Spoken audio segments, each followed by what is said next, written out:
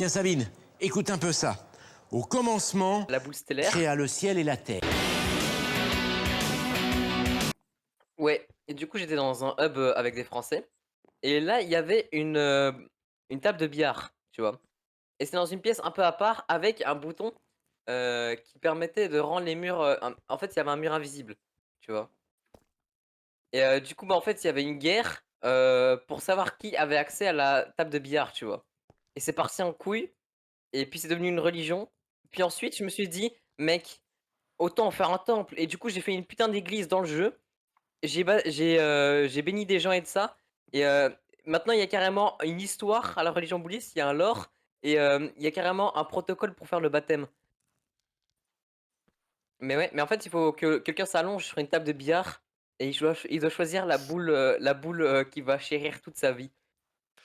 Sinon, au niveau des dieux, je vous explique, c'est très simple.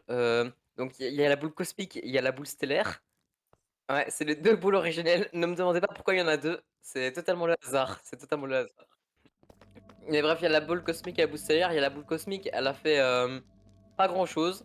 Mais la boule stellaire. Ah non, j'ai inversé. La boule stellaire, elle a pas fait grand chose. Elle a juste fait les planètes. Enfin, un petit truc comme ça.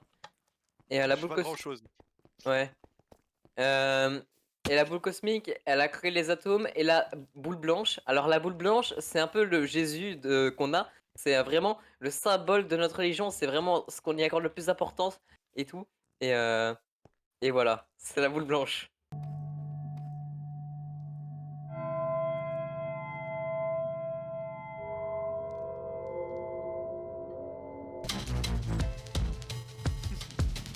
Mec, on fera ça. Mec, les gars, avant la guerre, avant qu'on se batte, on tourne en rond comme ça.